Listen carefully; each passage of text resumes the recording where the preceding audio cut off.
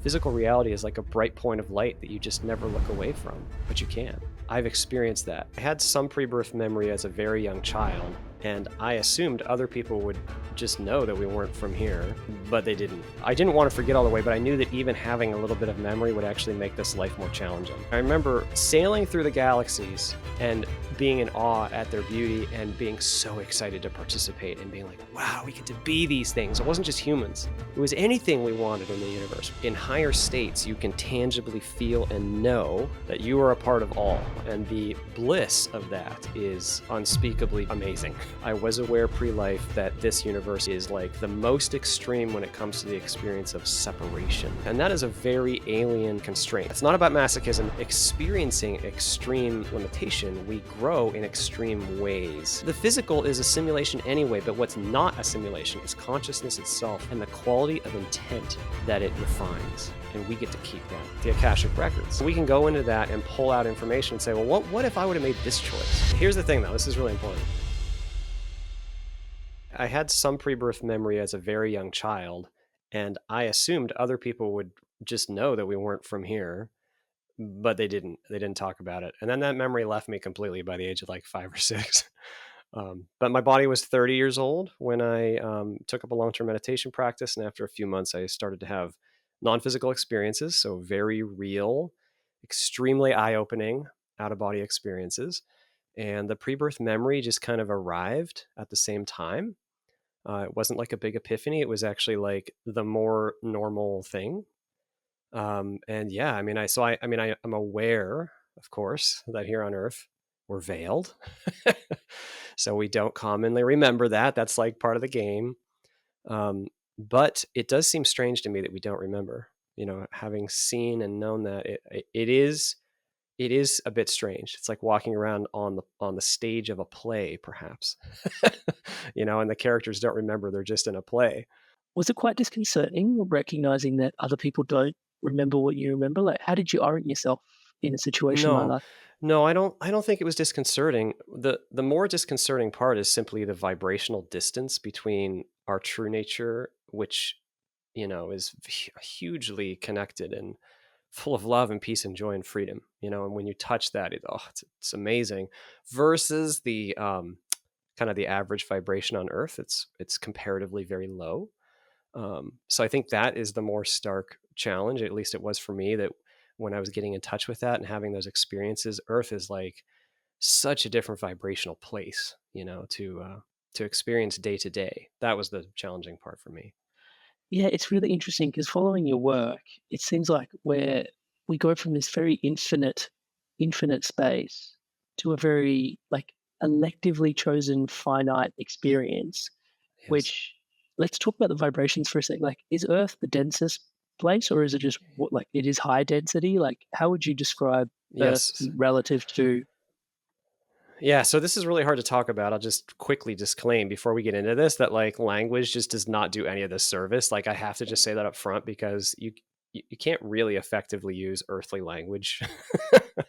It's just not possible. Language is form, symbols, and our true nature. It fully transcends all of the context of Earth, all the symbols. It transcends linear time and discrete location. These things that we take for granted.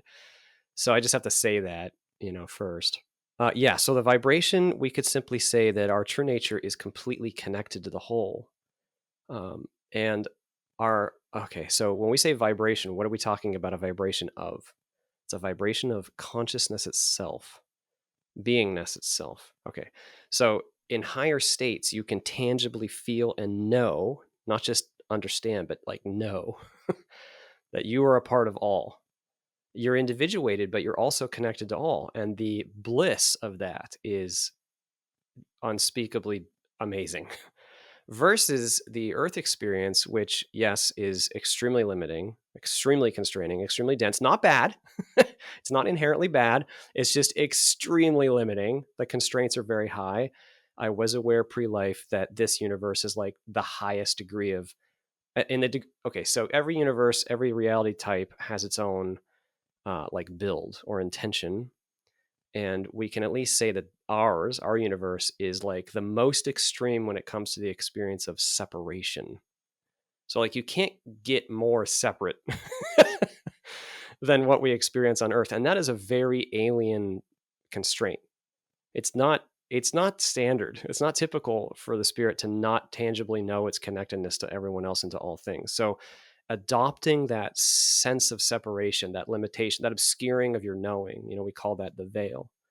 That's integral to the game, and that is an extreme limitation set that, yes, is it's the most dense in the direction of separation. Yes.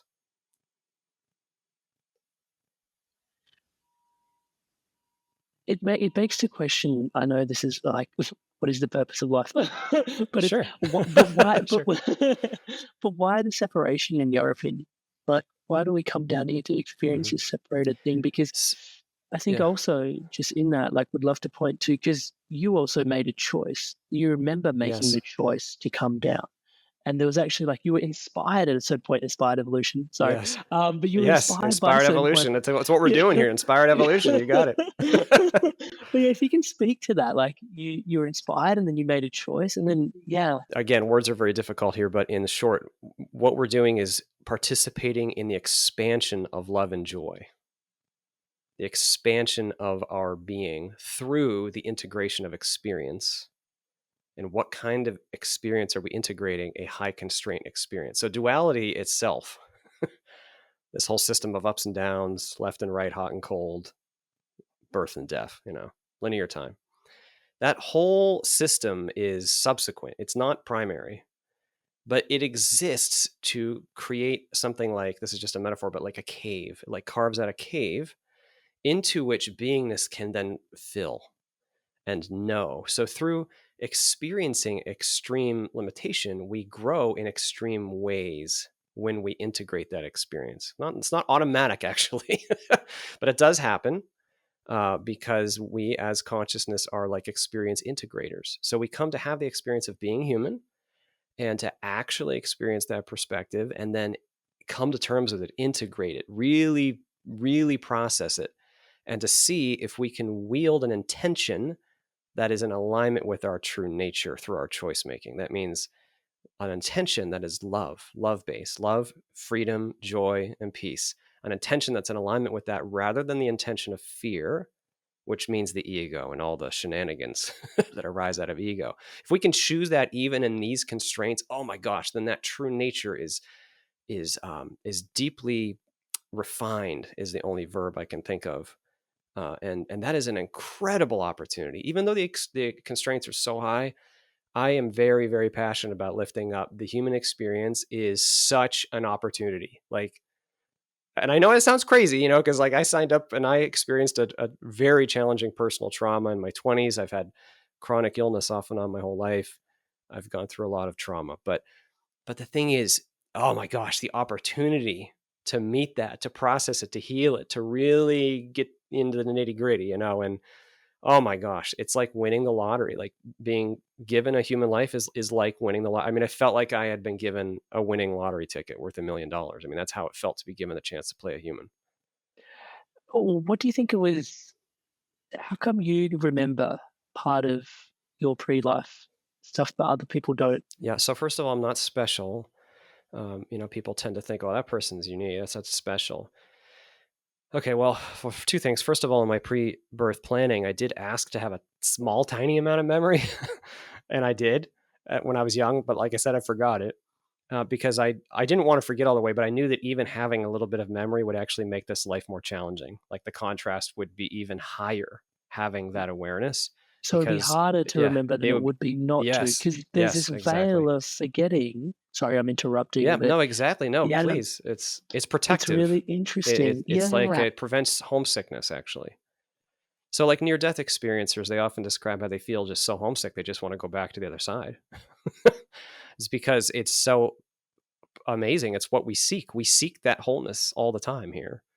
So, to know of it consciously, it prompts so much homesickness. It's something I deal with every day. With that lens, wholeness. Yeah. Yes. Yeah. Yeah, again, back in that space with you where it's like it's so difficult to put words to all of I this. know. I know. Sure. And it's but you do such an amazing job, so thank you. But it's really interesting, even just watching society at large, and how much we are running to actually try and fulfill these voids that we Mhm. innately feel deep within ourselves. It's almost like the entire construct, in so many ways, is looking for synthetic fill-ins. Yeah, it's not the whole construct, it's just our state of evolution within this level of constraint. So it's a little bit like saying, if you lay down on a weight bench and lift, let's say, I don't know, 300 pounds, it's heavy. But that's not to say that it can't be done. Those who are strong can lift 300 pounds, no problem. So I'm just putting it that way because it's not that the construct itself is innately charged or necessitates egoic patterning. It's just that where we have fear, we will make egoic choices as we try to fill that hole and grasp onto straw. And there's a lot of fear. Fear just means yet unevolvedness. It's not a fundamental thing. It's not a real. It's actually not even based on anything real. It's based in a perception that's not even in alignment with the truth. Okay, but we don't know that. We see a world where we think, oh, I could be killed, or I have no power, or I'm not worthy of love. We buy into these perceptions really deep down, and then the ego is just the part of us that's going, oh my gosh, I need to try to fix that. I'll believe in this and feel better, or I'll secure this object or this money and feel better, or I'll do this drug and feel better. Whatever. That's just kind of what the ego does in response to the fear. So it's just that we have fear. I'm But not this making particular, light of it. yeah, It's the no, only hard thing, but yeah. the Yeah. interesting, I do want to talk more about fear, but the interesting thing at this particular juncture, people might start to feel like, oh, is this an invitation to being apathetic to the whole thing to some degree? No, no. Yeah, and I'd love for you to clarify that. No, no. Okay, so this life is extremely meaningful. Okay, so let me put it this way. So what we truly are is consciousness itself, spirit itself, beingness itself, life itself, and life itself is extremely meaningful. Okay, so then within life itself, within consciousness itself, this world of form has arisen. We're creating this system. So the way that we interact with each other here and the way that we express and actualize our true nature is very important. Like it's so meaningful to bring love into this place and to shine love to each other here versus choosing fear and ego, which is empty and painful. It's very meaningful to align with life, which is of meaning already. So this is a very meaningful, even though the physical world we could say is, it's like an illusion. We could say that, but it's a real experience. We're having an experience here, and in that, oh my gosh, there's so much potential for meaning, and there is just so much, I would say, meaning fabric woven into the wall of being. Yeah, woven into the tapestry of life. Really Yes. interesting because you've used the word true nature in both spaces though. Like we're here on Earth to discover more about true nature, but then also our true nature is ever present. Mm. And I don't want to make it sound like here and there, and maybe you can help Yeah. clarify that a little bit as well, because I'm sure Yeah. it's not Yeah. There's only like one a. thing.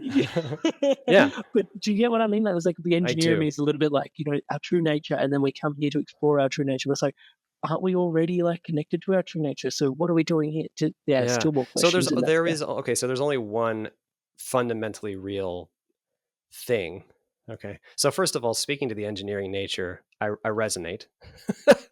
I worked in nuclear for 20 years, nuclear valve and pump manufacturing project management. I Yeah. I I am also interested in trying to articulate this within duality and to appeal to logic. I'm a logical person. Mm. I'm very passionate about that. Okay, so but let's look at this though, because the substance of what is fundamentally real is what we can call that consciousness itself. So when I say our true nature, we are always that true nature. You can't actually be something else. Hey there, Inspired Soul. Thank you so much to all of you that have taken the time to subscribe to the channel. Everything you see around here is powered and empowered by your subscription, your loving subscription to the channel. To all of you that are considered subscribing or have watched 1, 2, 3, many videos and haven't yet hit subscribe, as I'm saying the word subscribe, the button below is lighting up in the colors of the inspired evolution. Please feel free to click subscribe and hit that bell notification icon. It helps with everything we're doing, championing the power of love, positivity, and wisdom around the world. Thank you so much. Back to Christian. There is only one thing. The one thing that is beingness itself, consciousness itself, life itself. That is the one thing that is fundamentally real. Okay, so that one thing doesn't actually need to do anything. It's not required to incarnate.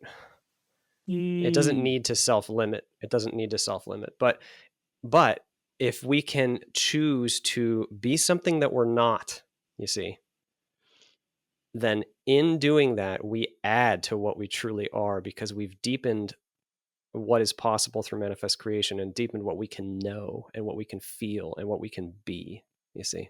Like, how can you know something without knowing its opposite? How can you truly know what it is to be all if you haven't experienced being not all, you see? So there's an additive element to what duality offers, and we voluntarily choose to engage that because we see the product, the outcome, you could say. I mean, I don't like making it sound too dry, like transactional. This is not a transactional thing. This is an expansion of being by being something. And we were discussing long before this life, you met a being of joy and power who inspired you to actually Yes. incarnate.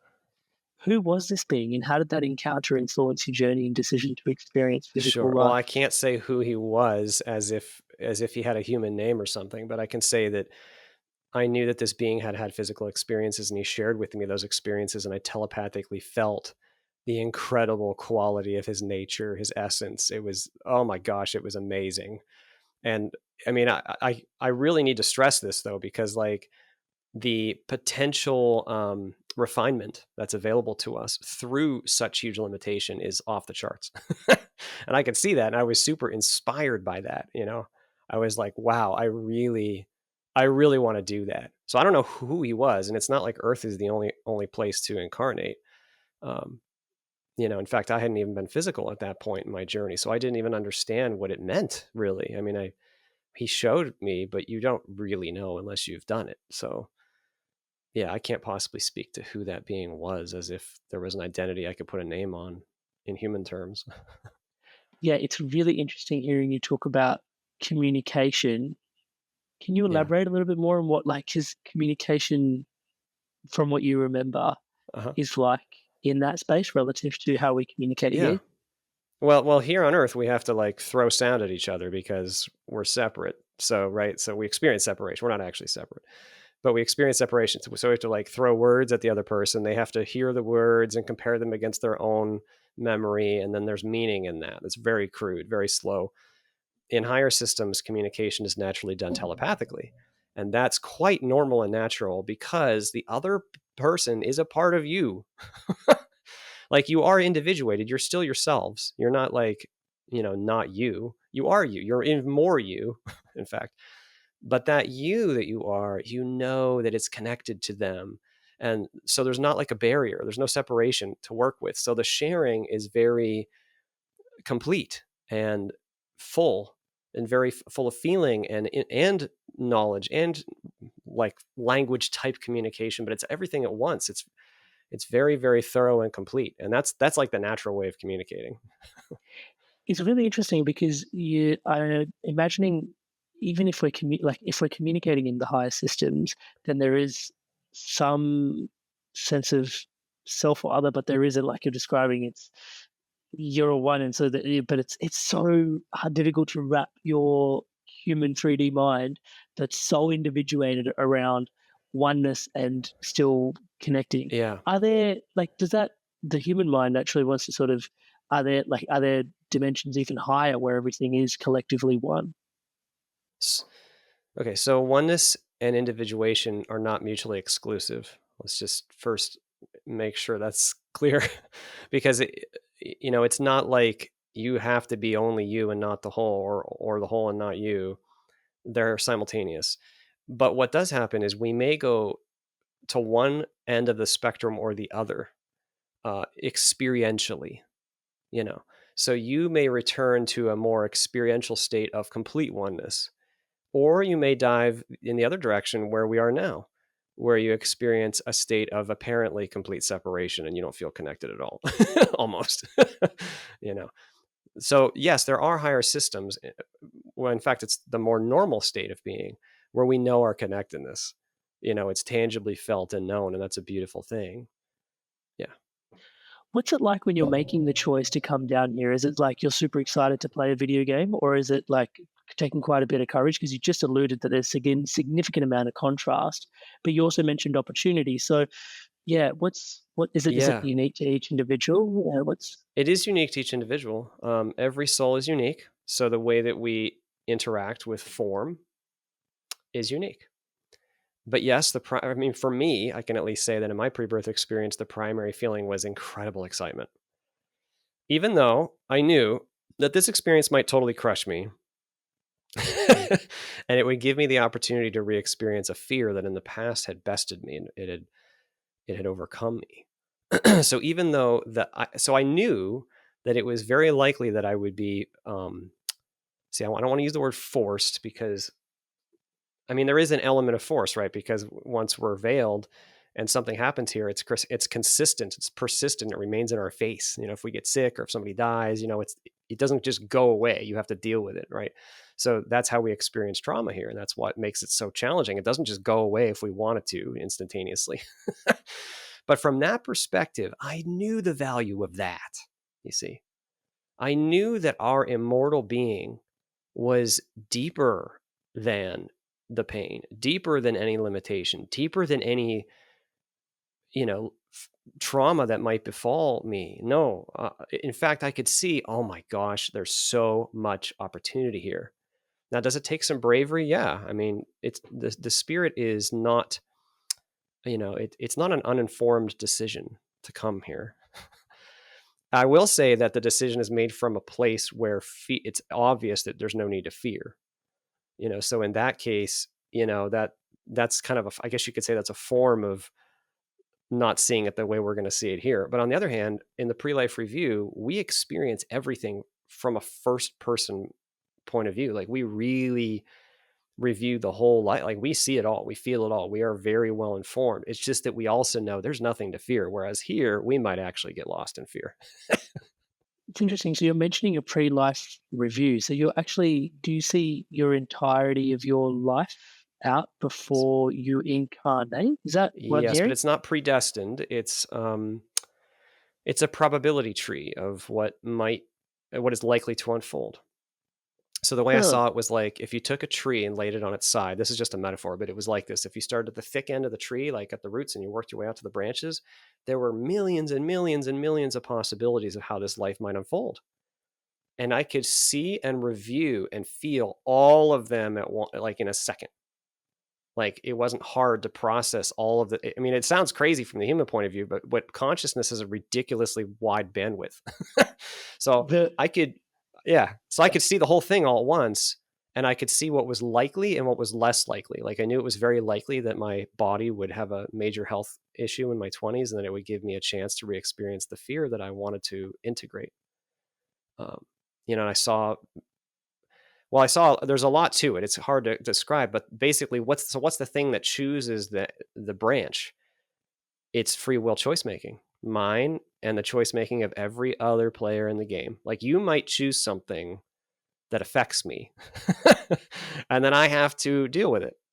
But that's the value. See, that's the novelty of the simulation, is that we don't know exactly what's going to happen. We see all the potentials because the system's super good at predicting, but we don't know exactly what's going to happen. And so then when things arise, we get to choose how to respond. And wow, that novelty is very valuable, actually.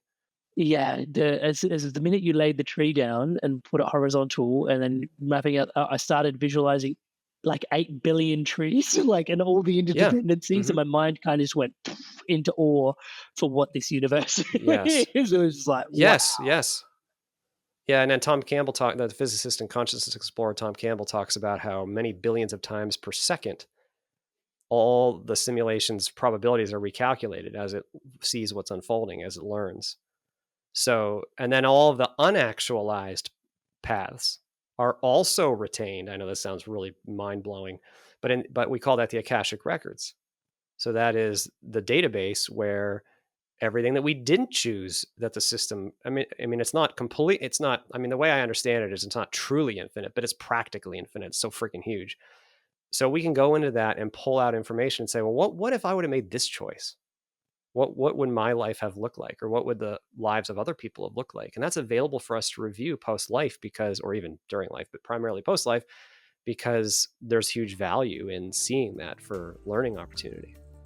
Hi there, guys. I wanted to take a quick moment just to introduce you to my one-to-one coaching. It's something that I deeply love doing. As you can tell, conscious conversation is such a massive part of my life. And having one-to-one, deep, meaningful conversations with people where I get to show up as your brother or as the coach or as your mentor has been such a gift for me personally, and a gift for lots of the people that I have supported on the journey of living a more spiritually empowered, spiritually powered, spiritually aligned life. You don't have to take my word for it. Here's some examples of people all around the world that have experienced profound transformations through this coaching experience. Amrit is a fantastic coach. In a few sessions, he got to a depth that I'd only experienced before working with certain medicines. And he's gone through a lot of the struggles that you're probably facing. And Amrit's been a really strong, supportive figure in my journey. In control of myself. I'm kinder to myself. I actually have that vision and a purpose. I do feel like I'm a better version of myself already. Amazing energy. He was easy to talk to, which made me easy to trust him. Working with Amrit at 9 o'clock on a Saturday morning, and really I was bouncing out of bed. Whenever I get off the calls with Amrit, best money we've ever spent. I would not recommend him because I don't want everyone to know about him, and then I won't be able to book him. If he gets too busy, I won't get my turn. I would say absolutely. There's no way you can work with Amrit for a period of time without being transformed. So if you're considering him as a coach, do not hesitate, because you won't be disappointed. Alrighty, so hopefully that's inspiring your evolution onwards and upwards. And if you are so inspired to evolve, you can book in a one-to-one call with me directly at www.amrit.coach/life. And guys, if I can say so myself, I do think this is something quite special. Most people that I see building things online don't really work with people this deeply, this intimately, one-on-one as things start to grow, just because it is so time intensive. And yet I'm so deeply passionate about the transformation that comes from one-to-one coaching that just isn't available anywhere else. It would be my absolute honor and a pleasure to support your spiritual awakening, your spiritual path, your spiritual unfoldment. It is my life's work. I look forward to seeing you in the call. Back to today's podcast. Beyond fascinating, just awestruck, really. You mentioned the word simulation a couple of times. Now we're talking about the Akashic Records here. You also mentioned, I'm trying to string a few thoughts into one question here, that Earth isn't the only place that we incarnate. And when you're using the word like simulation, I definitely wanted to ask about Maya and the nature of Maya, because I think many people say that Maya is an illusion, so it's all not real. But then also in some ways, following your work, it's realer than real, but it's also not real. It's such a trip for the mind to grasp. So let me try to use a metaphor, right? Okay, so like when you go to sleep at night and you have a dream, you have an experience of something. Maybe it doesn't even make sense, but it's a bunch of symbols and places and stuff happens. And then when you wake up in the morning, it's obvious there was no real dream. Like you didn't really go to the jungle and get chased by a tiger, but you had an experience in it, and you might have felt certain feelings, But from the perspective of waking up in the morning, it's very obvious that there's no tiger and no jungle. You don't need somebody to prove it to you. It's self-evident. So that's kind of how it is with the physical simulation, actually, is that it's self-evident from higher perspectives that this is not fundamentally real. But are you having an experience? Oh, yes. And that's something I'm sensitive to when, certain non-dual traditions, may say, oh, you're not actually having an experience. I don't agree with that, because there's a value to having the experience, even if the form that we experience is not fundamentally real. Even if you aren't actually your thoughts and you just think you're your thoughts, or even if you're not just the body, there's value to being the body and being the thinker. You see, and then learning through that, learning of the being by being that. There is value to that experience, even if the form itself is not fundamentally real. Kind of leads me into a point about the present moment, because you emphasize that this moment really has the power, because here you can feel your fears, and actually you don't just heal them apparently here, you heal them, if I understood your book correctly, like across like multiple places, and maybe you can explain the places or Yeah. timeline on. Can you explain that process and how individuals can Sure. harness this So to th- so overcome this like is personal yeah, sure. challenges and facilitate our spiritual growth? Yeah. Sure. This is very difficult to describe as well, but let's just say it this way. So, okay, so we like to think in linear time because here we are and there's a beginning and there's an end. So, what do you mean if I do it now, it affects everything? What does that mean? Okay. Linear time is a part of the simulation. And so sequence happens in higher realms and higher systems. There is a form of sequence. But this is going to sound crazy, but all now moments are happening in this one now.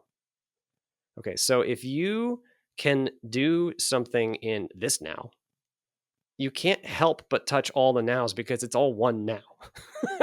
So if you completely accept a fear now, you completely integrate an experience now, you choose love now. You see, you are affecting all other nows that other aspects of yourself may be experiencing too. This is just the now that, this is the little now that you're doing it for the big now. The ripples are truly, and is this where you believe quantum and quantum entanglement is all really speaking to and trying to uncover more and more around?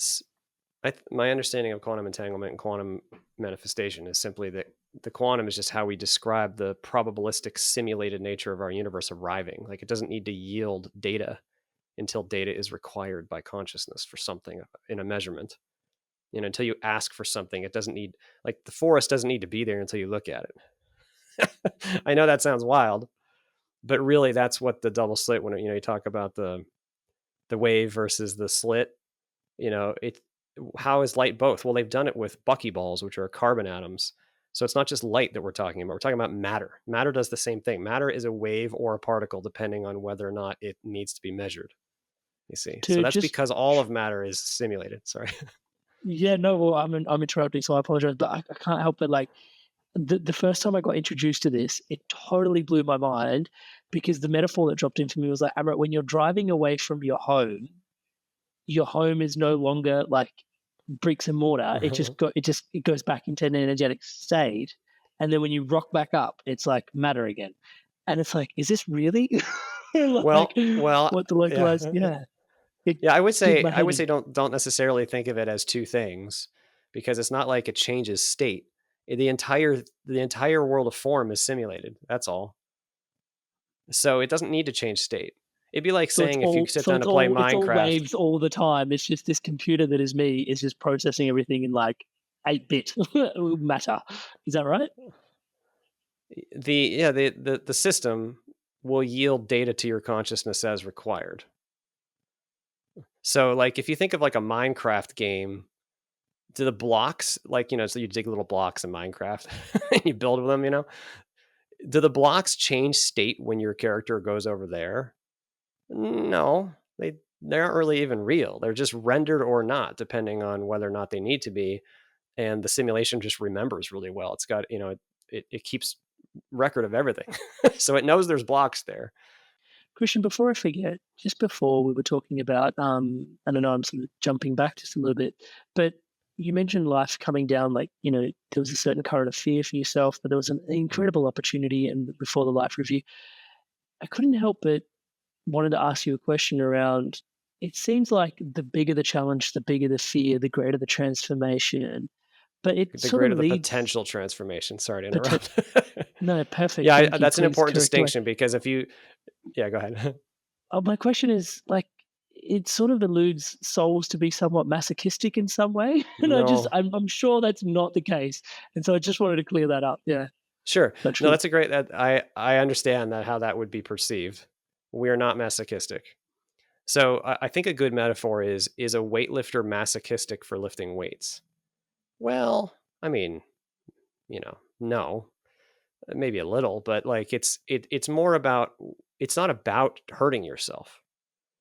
It's about getting stronger.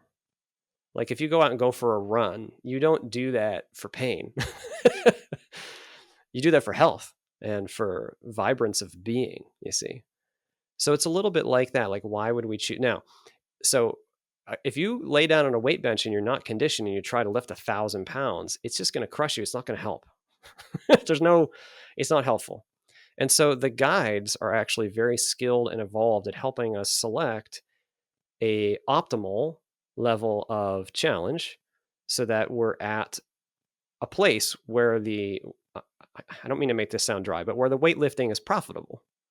Basically where we can engage a set of circumstances that may challenge us in a certain way that we may actually grow in a meaningful way or serve others in a meaningful way. Grow love in some meaningful way. Yeah. So yeah, it's not about masochism. It's about choosing the optimal type of constraint and level of constraint. And those constraints shift all day in and day out for all of us. Like even as the body changes state, like, if the body gets sick, your constraints just change. It's harder to make loving decisions when you're in pain. And every lifetime has its own unique constraints. It's unique bodily constraints, the family constraints, the society, the energy of the planet. Actually, Earth has its own thing going on, its own collective consciousness process and themes. That's all types of definition and constraint that we work with. And so we tend to choose constraints that will be helpful and useful for us. Like in my case, I chose a life that was going to be a good fit for processing a fear that had bested me before.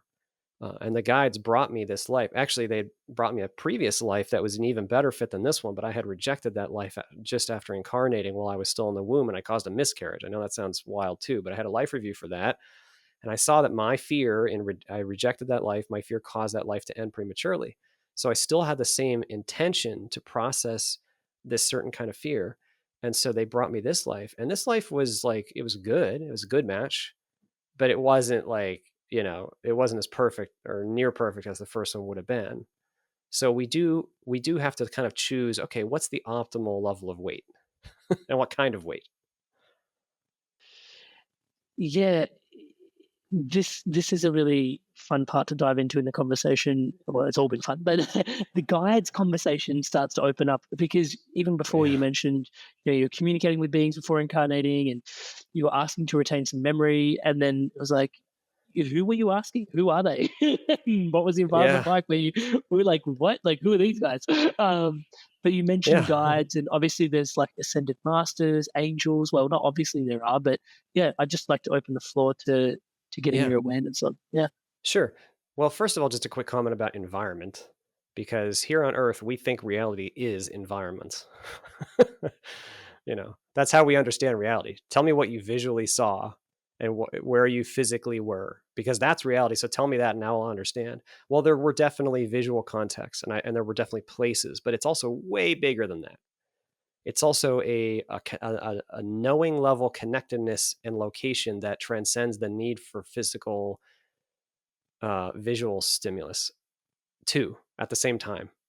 Anyway, I just want to point that out. Okay, so the guides. So I'm not super careful about trying to like put them into buckets, about these guides and those guides, and these are ascended masters and those aren't.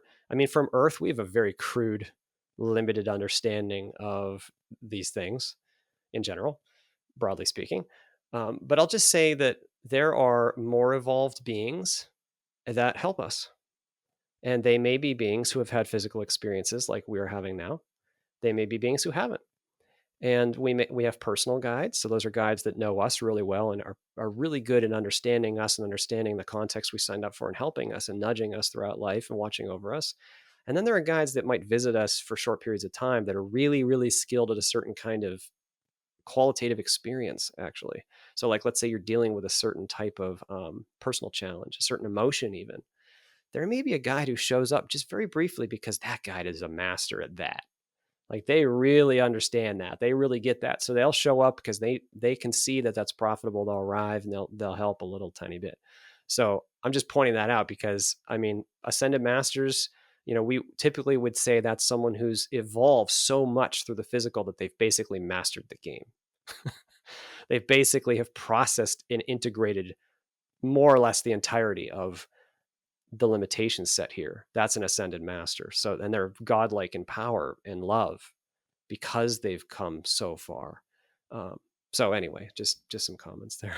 No, that's profound. And your connection to guides in like when you're in the day to day, like do you connect to your guides? I've two questions there: your connections to guides, and then also your connection to God. We haven't even broached the topic of God, but do you define it as God? Sure. But yeah.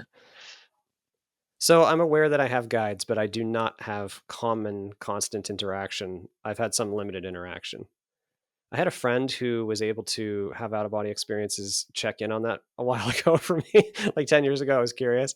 And he said something like, they say that you're so intellectual that if they interact with you directly, you'll take what they tell you too much. And so I appreciate that, but I look forward to meeting them someday because I know I've gotten some nudges that have been super helpful for me. But anyway, to the second part of your question, the relationship with God. Oh my gosh. I mean, that is like the most intrinsic, meaningful, important relationship for all of us. It's not just me. We may not know it.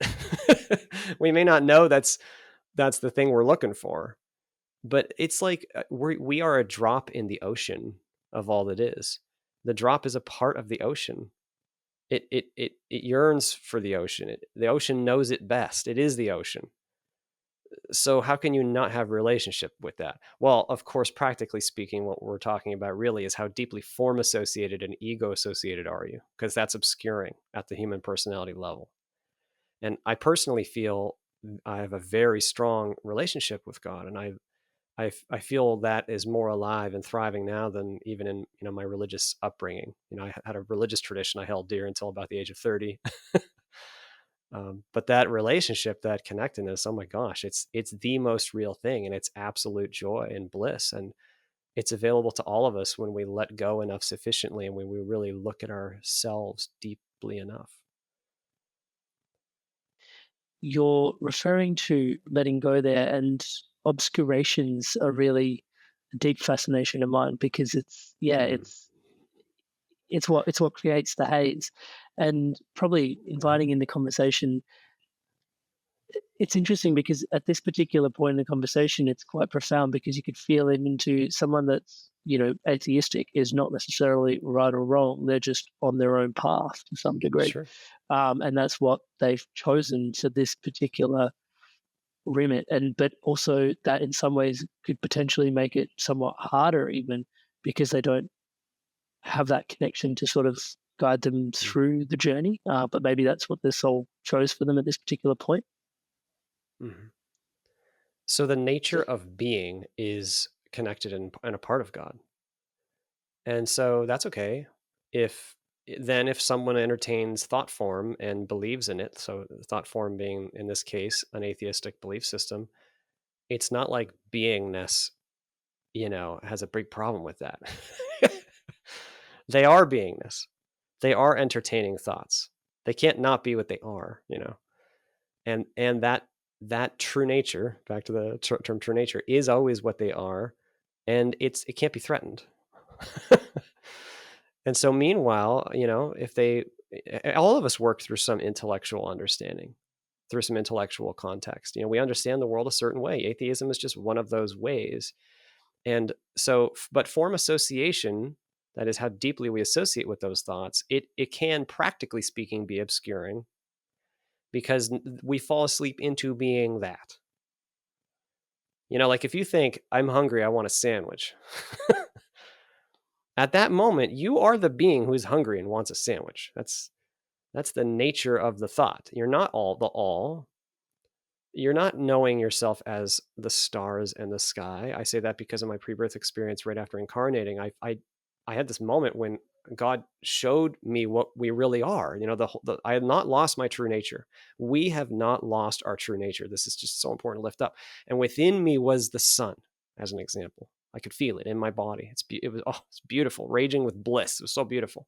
That's still there. But if I'm having the thought, oh, I have to go to work or put gas in my car, then that's okay. That's at that moment, that is the thought I am. Hey there, Inspired Soul. Quick question. What are you taking away from today's incredibly rich conversation? I'd love to hear from you in the comments below. Also, Christian's likely going to come back on the podcast in the future. What are your questions for Christian that you feel like I didn't get to ask today that you would love answered? Maybe we can collate them and ask them the next time he's on the show. With that, back to Christian. When we talk about obfuscation of consciousness, we can talk about form association as a concept. So that is, how associated with form are we? How associated with thinking have we become? How associated with the body and its sensory information have we become? How associated with the story or with the understanding? The reason I put it like that is the veil, it doesn't actually separate us. All it does is obscure the active knowing of all of our total self. That's all it does. It's neutral. It's just like a veil. It's just like a cover. And then, so it doesn't actually prevent that connection. It's simply that when we don't see the rest, we end up focusing into the physical and focusing on thoughts and forms and story. And then we become that. And so that's why, like, young kids, like babies, they're in and out. They go in and out of the body very regularly because they're not deeply form associated yet. But by the time we get to be like 3, 4, 5, 6, okay, now this is who I am, this is my identity. And then that kind of cements it. It's a little bit like if you sit in a movie theater and you stare at the movie screen. If you stare really hard and are thinking about the movie, you feel like you're in the movie. Are you actually in the movie? No, you were never actually in the movie. That's kind of how it is with spirit as well.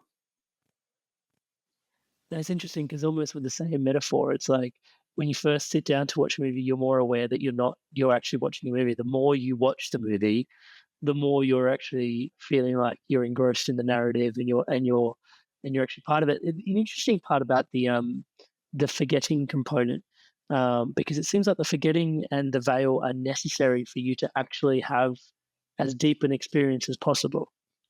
Yes.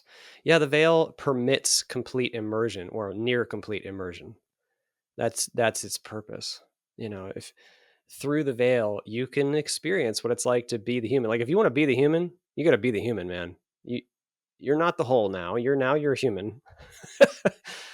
That's the name of the game. That's the nature of the veil, is that now you get to experience exactly what it's like to be just this.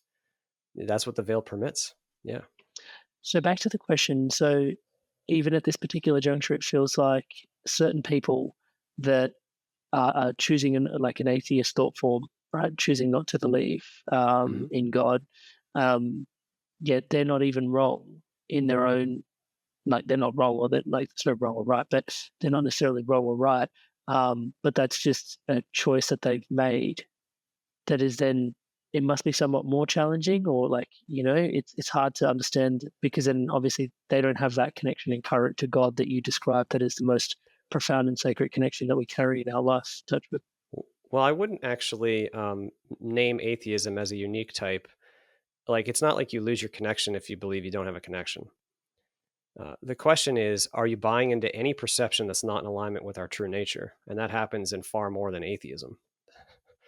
That happens anytime we buy into a negative self-perception of powerlessness or shame. That those are very common examples on earth of where now we're not the whole. Now you are experiencing the vibration of shame or powerlessness. And so atheism is just an example of an intellectual thought form where we believe there's no God. I mean, that's just one example of kind of, buying into a perception that might not be helpful. Potentially, but not necessarily. It's interesting because there are so many, again, we're back to that, there are so many thought forms that distract us from our true nature. And it's hard to sort of then, at this particular point, you can't even look at it as good or bad. It's teaching you about your true nature due to the nature of duality and the contrast. It's becoming super clear in this conversation. As we're having this conversation, the space is quite rich and very informative. Yes. But very stretchy we for the learn. mind. We learn it. Yes. It's a stretch for the physically focused, earth thinking mind, but for the being, oh my gosh, it is all about the expansion of that true nature through knowing something, through being something, through making choices in a rich context. That's very valuable, and it's something we keep. Like the form will fall away, the body will fall away, the limitations will fall away. They're not what we are, but you get to keep knowing that you get to keep the knowing that you took from that. Forever, you will know what it was like to be whatever you've been, and that is valuable. That's precious. It's precious to the soul. At this particular juncture, what do you wish people knew about their true nature that they may have forgotten? What do you wish everybody else knew about their true nature? I wish that everybody knew that there's nothing to fear. I wish that everybody knew that there's absolutely no reason to fear. No true reason. Obviously on the surface and the physical, we got a heck of a lot of reasons that rise up. But when it comes to what is fundamentally real, we absolutely have nothing to fear. All is a part of the whole, and there's no way it can fail. There's no way it can die. There's no way it can lose what it truly is. There's no way that you can't be loved. That's not possible. And when we really know that, the causes of fear, the roots of fear evaporate, because they're always based in something that's not fundamentally in alignment with the larger truth.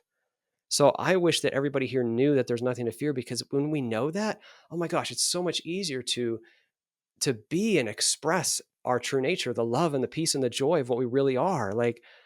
That's what we're here to do, is be love, be joy, be freedom.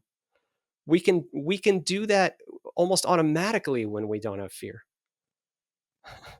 because it's what we really are. You mentioned earlier that the Earth is kind of going through its own shifts, or it's just, I don't know, my brain went into like system upgrade, and that's probably too 3D way to describe it. But is the Earth kind of transforming, and it's on its own journey as an entity as well? Yes. So, yeah, when you talk about the Earth, we could talk about the Earth as a being, but I'm generally referring to the collective consciousness of humanity and all the other players that are here as in this simulation of this planet. And there Right. is an awakening process happening. So that collective consciousness is going through a process of processing out thousands of years of lower vibrational thought form, fear, and evolving. That means, actualizing love and working past the lower vibrations towards a more full expression of our true nature. That's happening now. It's something that the collective consciousness is going through. And that's not just humans, it's actually the whole collective consciousness, but the human race is like a huge part of it. Yeah.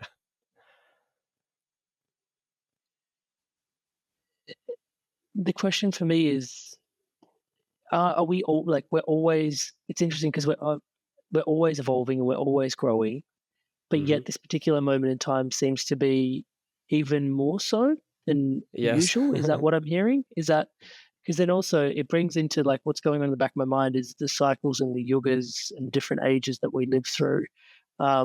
Is that part of this shift that we're going Yes. through? Does that speak to it underneath a little bit? Yeah, please. I'd love to get your thoughts on it. Yeah. So, okay. So we can call this period we're going through just the awakening, for lack of a better word. And it's just like the act of the play. So what does consciousness do through systems of form? It evolves. It integrates experience and it grows. That's what it does. So we're always doing that. like you could say that like the expansion of love, the deepening of love and joy is always happening. Now it does go through waxing and waning cycles. It doesn't just happen in a straight line. So any given person, any given lifetime, any given species has waves and troughs of experience. And that's just the nature of how consciousness processes out darkness, you could say, but works through experience and evolves upward. So right now, the Earth is going through like kind of a very rapid transition period where it is seeking to process a whole bunch of old gunk kind of all at once And, when we say it's quick, I mean, the human personality might say, well, how quick is it? Because look, everything's kind of a mess and blah, blah, I don't like that. I mean, one lifetime is a very short amount of time. When you're talking about the context of the earth and even the human race, one generation is like so short. But even within one generation, there has been and will continue to be a huge shift in consciousness, a huge processing out of the old, and an increase in vibration so that more and more of our true nature can come and be actualized here on earth. It's interesting because as you're sharing that, I couldn't help but visualize like a like a sine wave.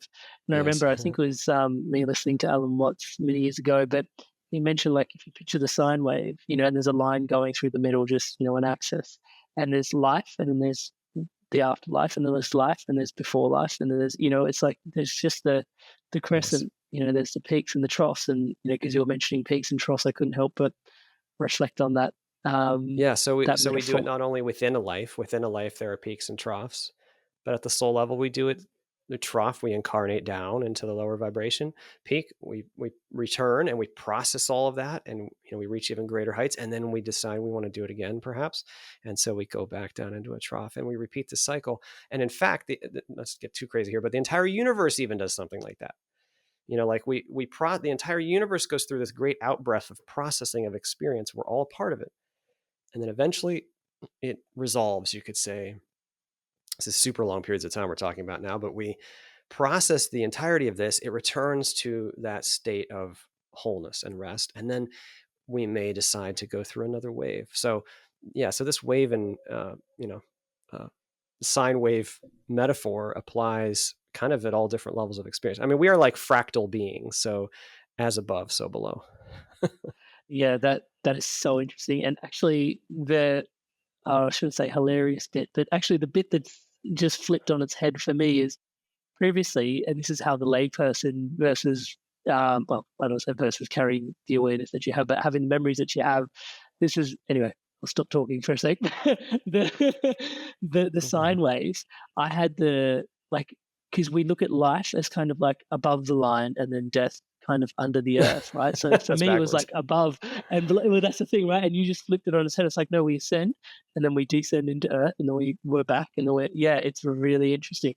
That literally just flipped the model on its Yeah. head for me, and it's beautiful. It's beautiful. It's funny you say that, because sometimes when I see the afterlife depicted as like a gray place, like Hades in Greek mythology or something, that is backwards. The human being in the human state is the more dead state. In fact, incarnation is the step that is the hard step. That's the lowering of vibration down, the adopting of huge limitation. That's incarnation, birth. Death is the opposite. Death is release. It's complete return to freedom. It's expanding back out. That's not a problem. That's wonderful and beautiful. So you've already done the hard part. The hard part's being here. Not that it has to be hard. I'm just saying I should say more clearly, not the hard part. The limiting part is being here. The more dead state, the more dense, constrained state is being physical. Yeah. Somehow you mentioned recalling the birthing of this particular universe. Can you share more about that experience and what it reveals about our existence in the broader cosmos? Yeah. So I remember, okay, this is so hard to describe. I'll just try to be succinct. Being a part of the collective and knowing that all of us, but also the whole source, was issuing forth this intent, like we're going to do this in a whole new way now. Like even an even new, denser level with even more opportunity. Like we have done it before. Like this is not the first veiled experience.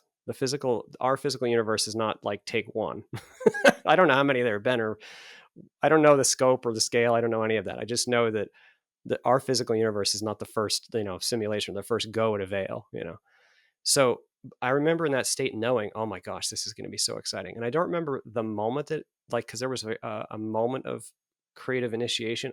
I wasn't around for that for some reason. I don't know why, but I remember sailing through the galaxies. I know this sounds wild. I know how wild this sounds. I get it. But sailing through the galaxies and being in awe at their beauty and being so excited to participate and being like, wow, we get to be these things. It wasn't just humans.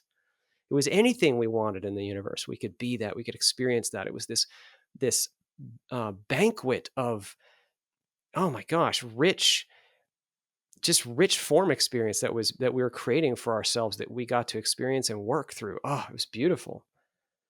It's really interesting because circling back to what you were talking about, and maybe I'll ask that question next actually.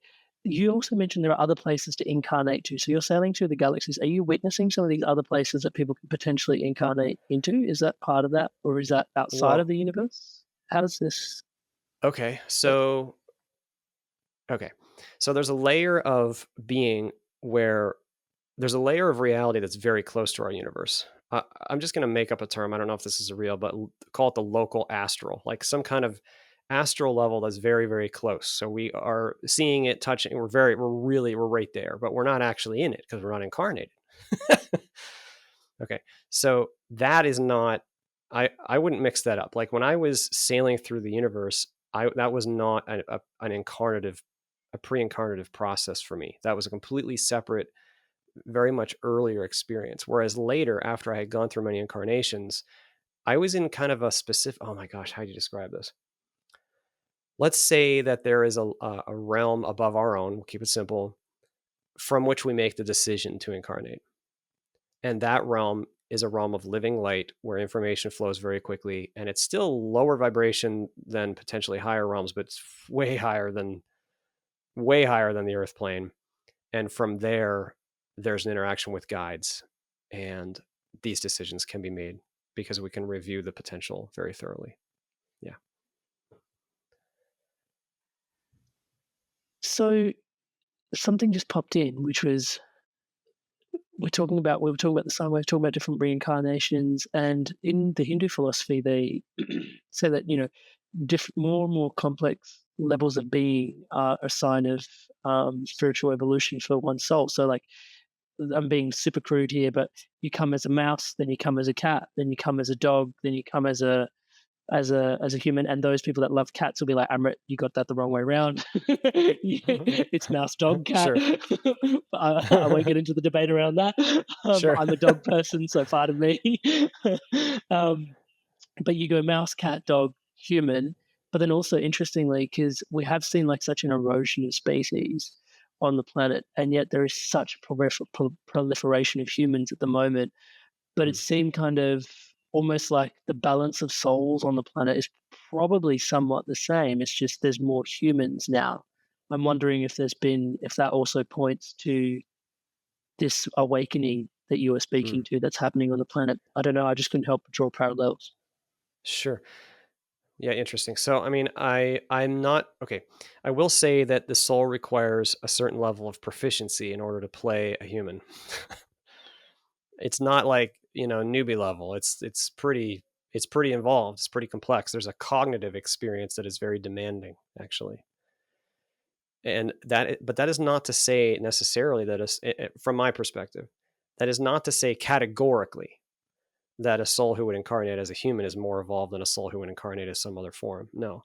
Soul has evolution, and meanwhile, soul may choose to have certain experiences.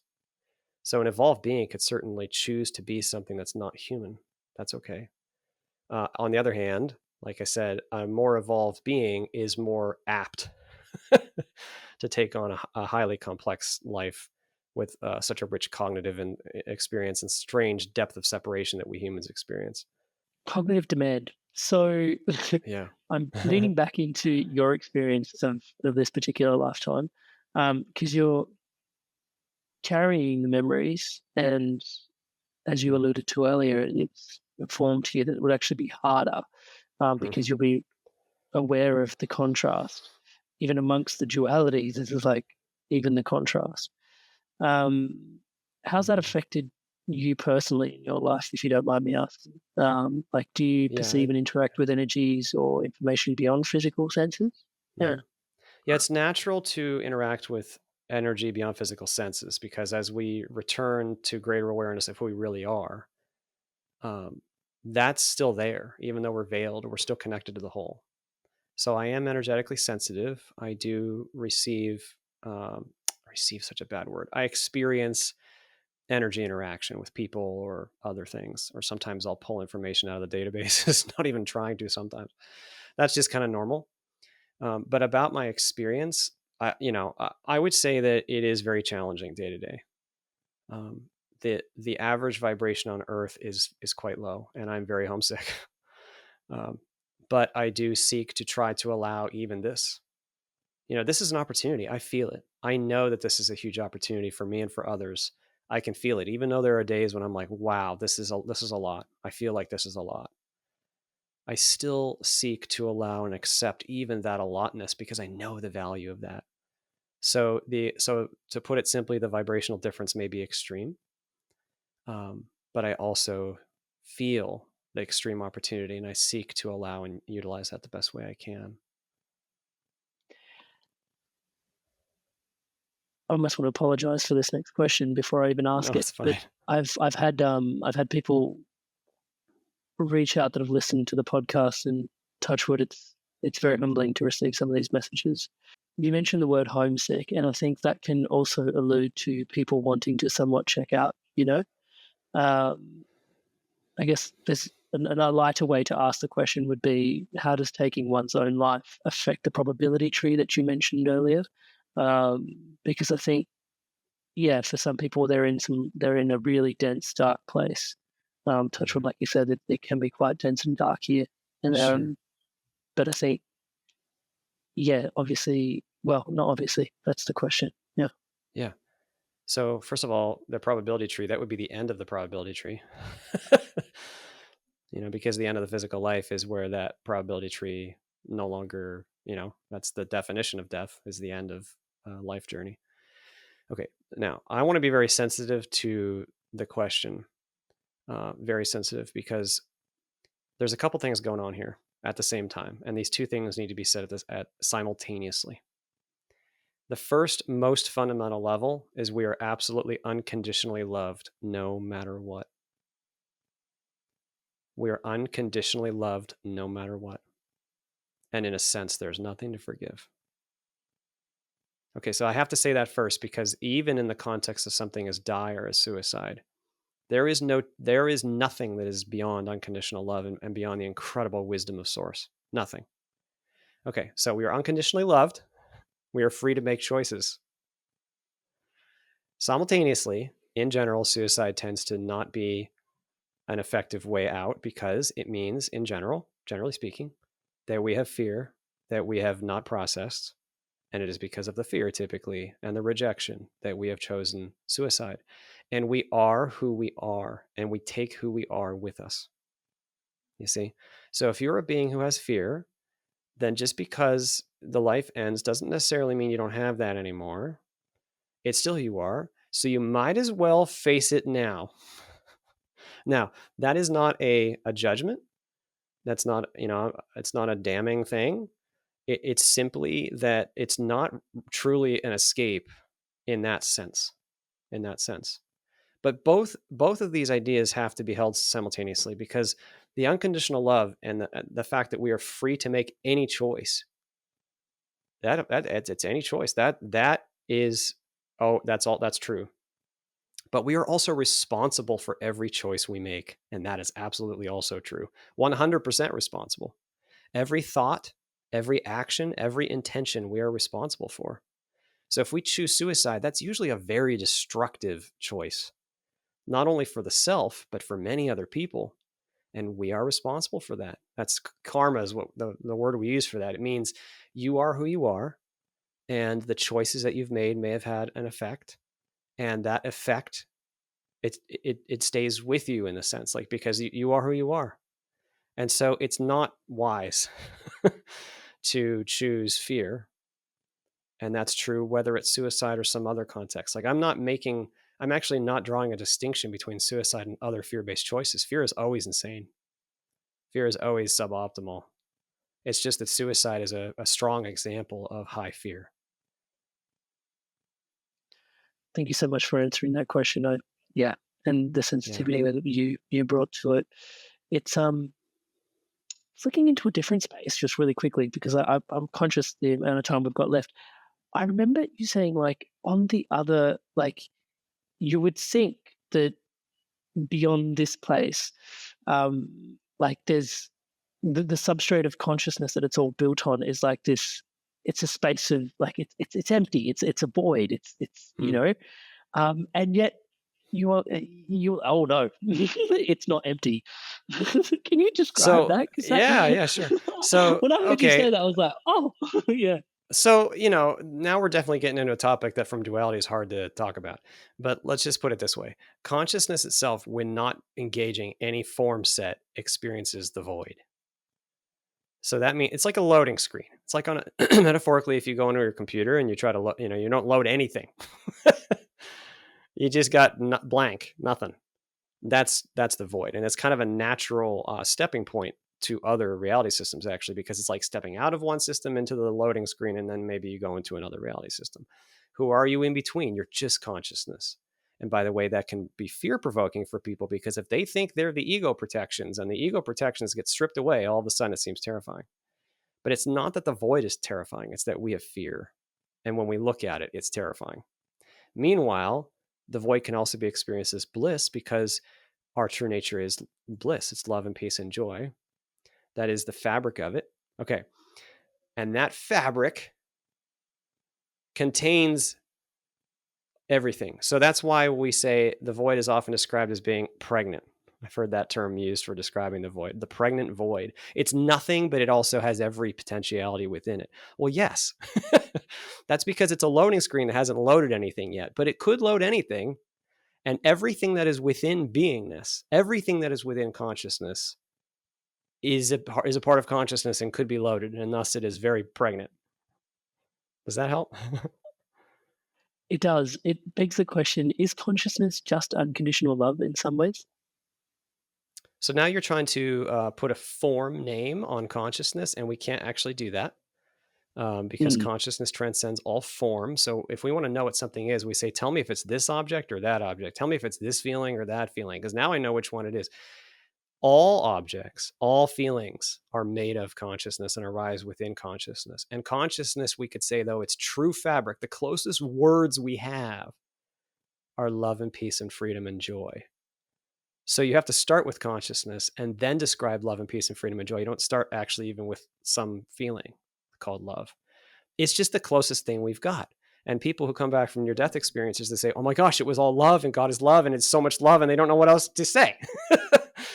But that's the best, that's the closest word we have, but we'd have to magnify it by a trillion to even barely touch the depth of the fullness of that stuff. Notice I'm not saying that feeling even. It's not, joy and love are of it.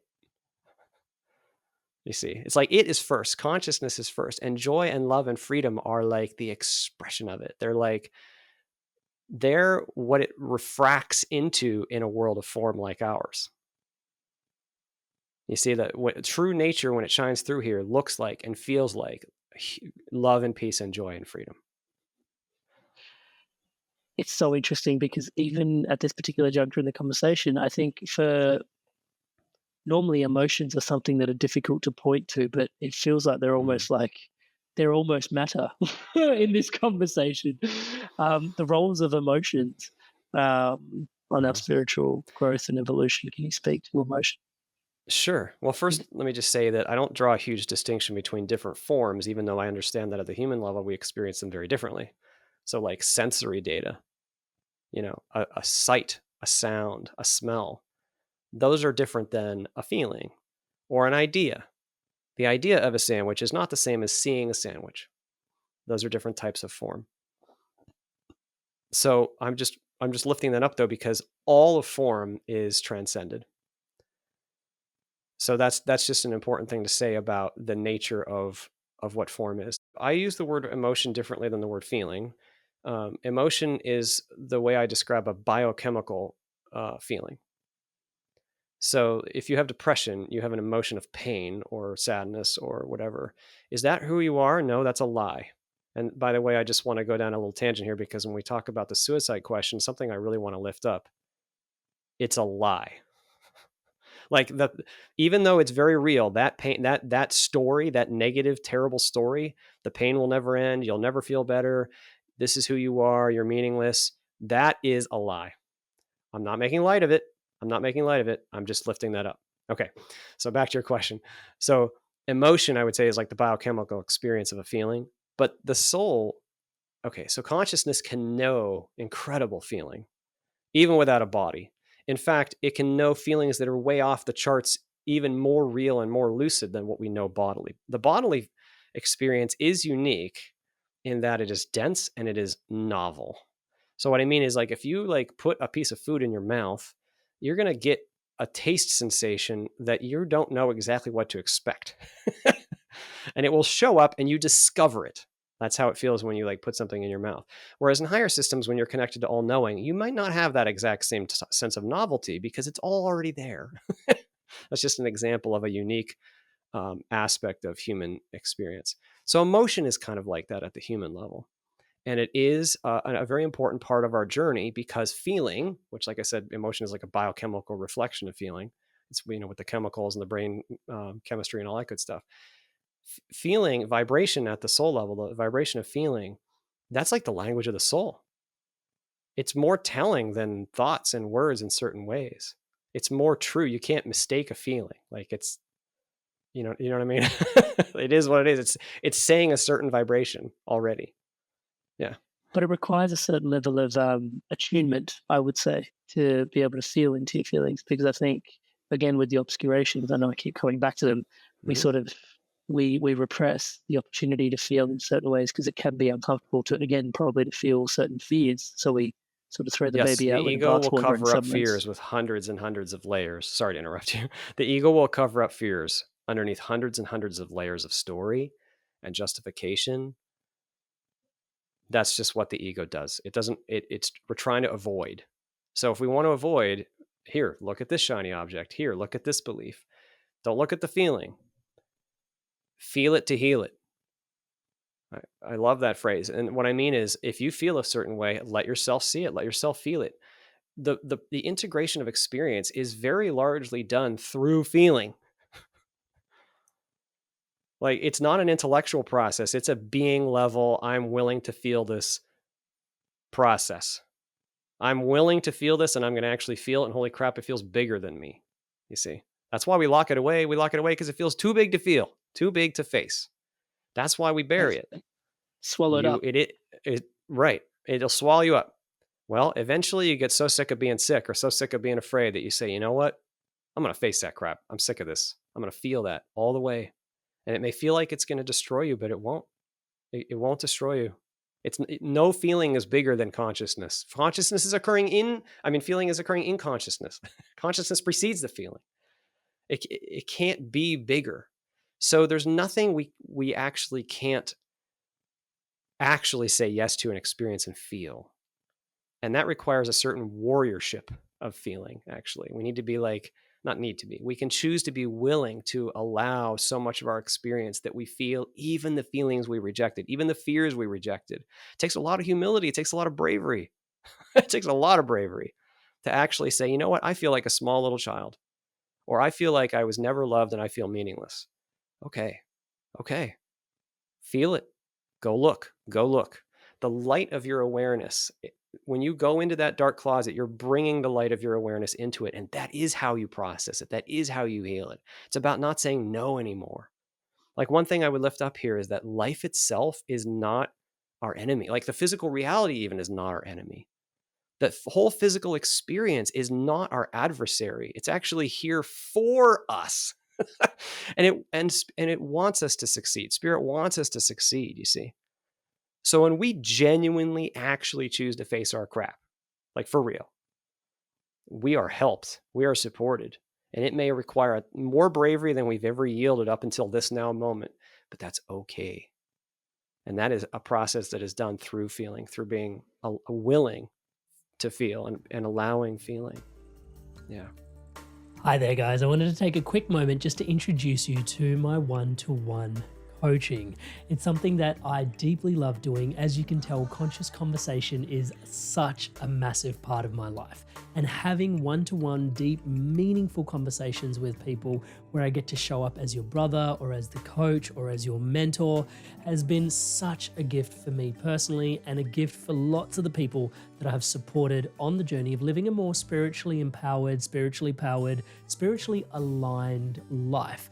You don't have to take my word for it. Here's some examples of people all around the world that have experienced profound transformations through this coaching experience. Amrit is a fantastic coach. In a few sessions, he got to a depth that I'd only experienced before working with certain medicines. And He's gone through a lot of the struggles that you're probably facing, and Amrit's been a really strong, supportive figure in my journey. In control of myself. I'm kinder to myself. I actually have that vision and a purpose. I do feel like I'm a better version of myself already. Amazing energy. He was easy to talk to, which made me easy to trust him. Working with Amrit at 9 o'clock on a Saturday morning, and really I was bouncing out of bed. Whenever I get off the calls with Amrit, best money we've ever spent. I would not recommend him because I don't want everyone to know about him and then I won't be able to book him. If he gets too busy, I won't get my turn. I would say absolutely. There's no way you can work with Amrit for a period of time without being transformed. So if you're considering him as a coach, do not hesitate, because you won't be disappointed.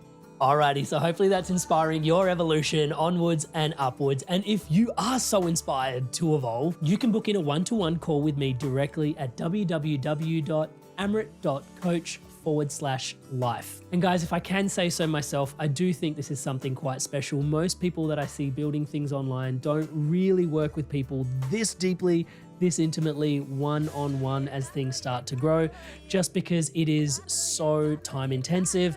And yet I'm so deeply passionate about the transformation that comes from one-to-one coaching that just isn't available anywhere else. It would be my absolute honor and a pleasure to support your spiritual awakening, your spiritual path, your spiritual unfoldment.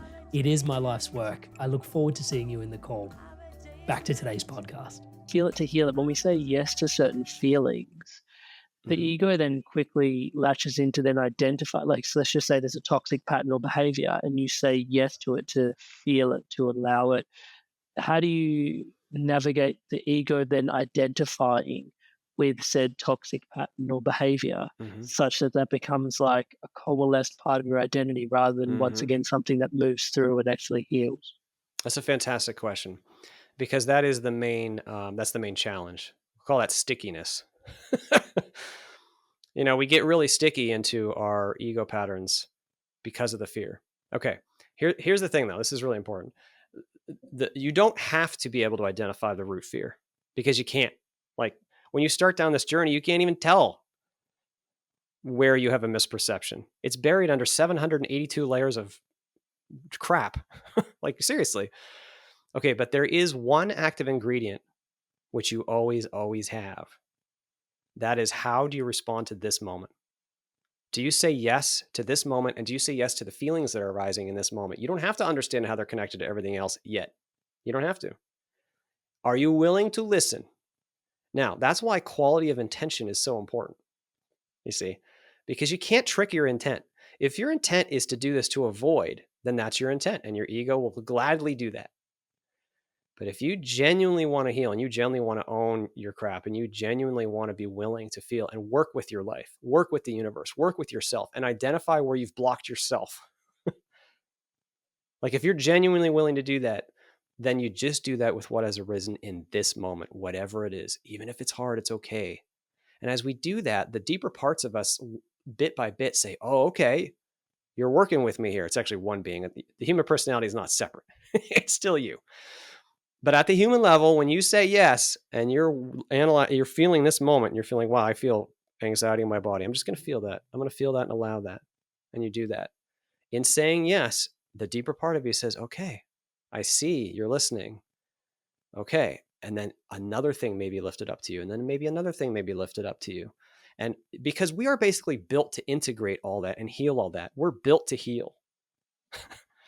That's like a simple way to put it. Like, your psyche knows more than, even if you, this is what we call unconscious. You know, I have all this unconscious stuff buried under there. As we awaken, less and less and less becomes unconscious. That is the nature of awakening.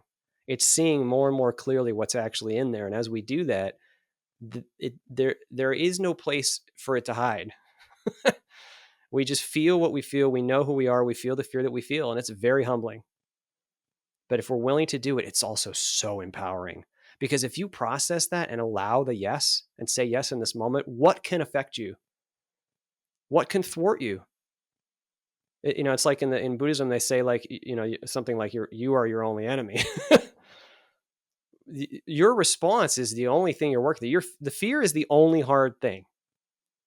So to your question, if we get tangled up in fear, which we absolutely do at the human level, how do we work through that? This moment, with what has arisen in this moment. We seek to allow it, to feel it, to choose love and peace and joy in whatever way we feel called to choose authenticity in whatever way we feel called to. See, it's very authentic. It's a very authentic process. And it's not about avoiding. This is real work. This is not like, light, fluffy stuff all the time. That's what shadow work is all about. It means actually processing the darkness. But man, is there a lot of power in that.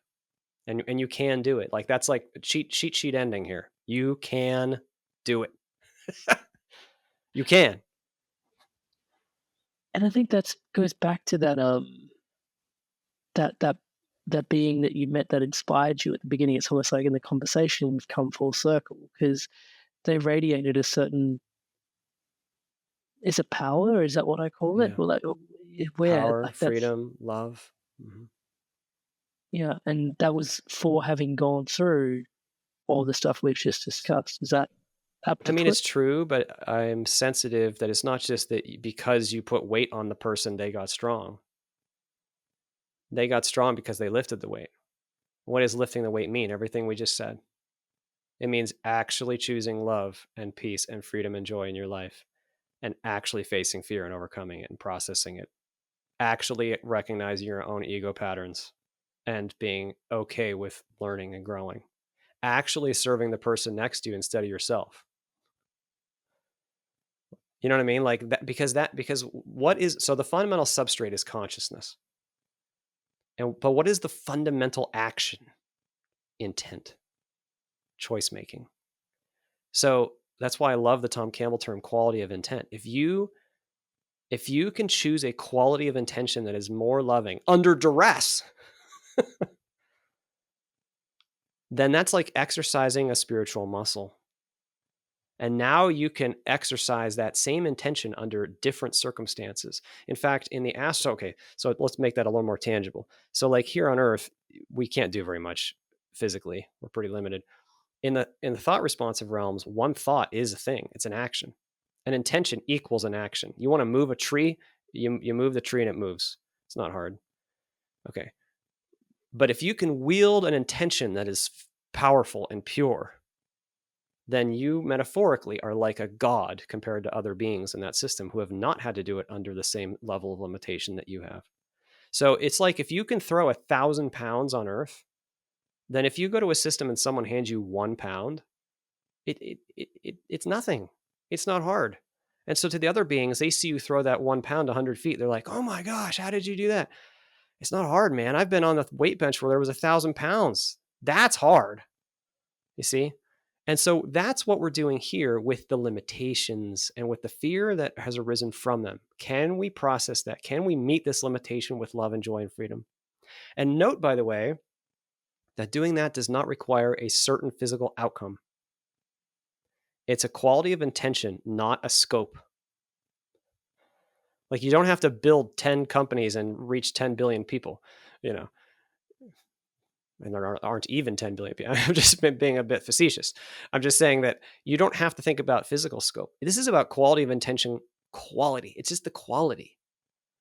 And I'm reminded of a near-death experience. Every time I quote this, I forget the person's name, and I apologize once again. But this one NDE this person had where they had a life review, and they saw that one of the most celebrated moments of their life was when they were a kid, and their parents stopped at a rest area, and there was a dry tree out of the way next to the car, and they went down to this river, and they were filling up a bucket for their family, and they went out of their way and put water on that dry tree. Was that a huge scope, watering a tree one time? While in the physical sense, we would say probably not, but spiritually, that was the moment. because they did it out of completely unconditional love. They just wanted to serve the tree, even though the bucket was heavy. They went over there and they dumped a little bit of the water out. You see, that the physical is a simulation anyway, but what's not a simulation is consciousness itself and the quality of intent that it refines. And we get to keep that. The natural question is how do we improve the quality of our intent? But before I ask that question, I wanted to just highlight the duress that we're under in some ways, because they did this study, if I can take a moment just to share, of like the parable of the Good Samaritan was shared with two groups of people, and then they tracked them. They were actually meant to, like, someone needed help on the side of the road, and they were tracking to see whether someone hearing the parable of the Good Samaritan, where someone stops to help somebody, impacted, if there was a like interactive awareness, whether they actually stopped to help somebody that needed help on the side of the road, or whether they just continued on their way. And the interesting findings of the study was hearing the parable or not hearing the parable actually made negligible difference, right? But actually what made the biggest difference was the sense of urgency that you had, how much of a rush you were in. If you had the time, you'd actually slow down and you would help. But because you're busy, you don't. You're just like, oh, someone else will get it, you know? And I just wanted to sort of bring that into light, because the kind of conditions of 21st century living is I call that a level late. of constraint. Yeah, that's like a level of constraint. Now you're under a time crunch. Do you help them anyway, even under a time crunch? There's a difference between helping when you're under a time crunch and when you're not. One's easier in general and one's harder in general. So I also want to lift up one subtle point here. The quality of intention is not necessarily behavior. It does mean behavior. Quality of intention will mean action. Intention means action. It means it. So if you intend to open your hand, you will open your hand. If you intend to help the person next to you, you will help them. Okay, but we're not actually talking about behavior, just technically speaking. We're talking about the real why, the real quality of why you're doing what you're doing. That's what's important. It's a subtle distinction there, but it's meaningful. Can you elaborate on that a little bit further? So we tend to think in the physical that the output is what matters. We measure things. Is it measurable? If we can't measure it in the physical, it's like it didn't happen.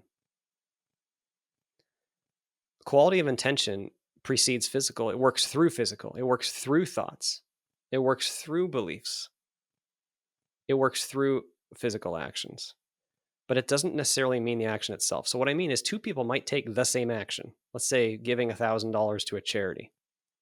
The first person may be doing it so that they can brag about it, or so that they want to get a tax break or something. The second person might do it without telling anybody, and they really want to help. The second one is an example of purer. I mean, I'm not trying to judge because these things are hard to judge from here, but a pure quality of intention, because it's done out of the true desire to help. It's not done. If the person is giving away $1,000 in order to brag, then that's their intention, to seek self-aggrandizement. So it's not the product, it's not the behavior itself, it's the quality, the why. That's what matters. But then even my question that I asked before is like, how do I upgrade the quality of my intention? Isn't that intention somewhat rooted in greed, to want to have better qualities of intention as well? Okay. So this is a good question, and it's an important question, but I want to just lift up one thing that's it's kind of dangerous to make the following statement, because the ego will get right a hold of this. Okay? So big warning, flashing red letters. Ego is going to love this candy. Okay, here we go. You are what is. You are a part of God. Okay, so now I'm lifting that up because you are the thing that is valuable. So wanting to work back towards love and peace and joy and freedom, or to seek, greater expression of that, it's not necessarily selfish. It's just we are love and peace and freedom. And so wanting to go back towards that is very natural. Now I'm saying that with that huge disclaimer at the front, because guess what? The ego will take right a hold of that. Be like, yeah, see, I'm doing this because I deserve it. Look, the other, this is really key too, because at the same breath, we have to say the following. The other is a part of you. Like, you are them. They are you. So serving the other, it's not just like, fluffy, altruistic, nice. It's logical. It makes sense because they are you.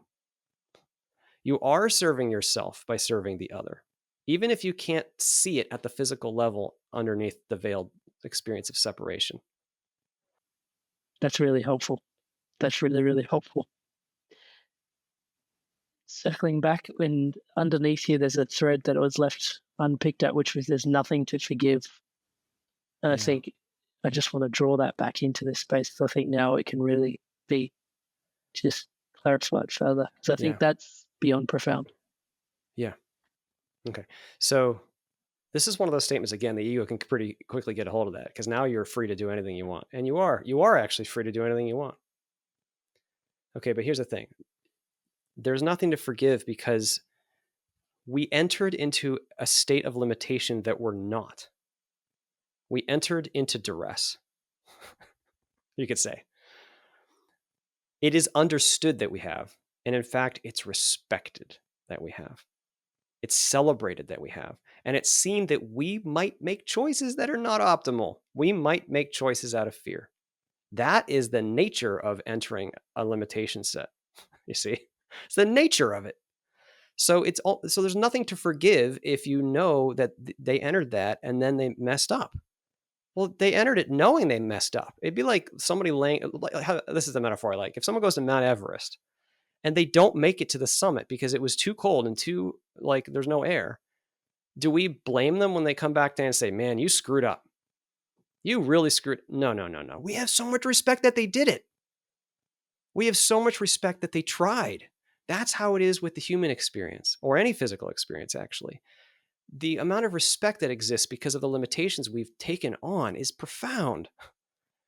And when we come back, we self-judge. We don't get, it's not like the judgment is not like Source saying you screwed up.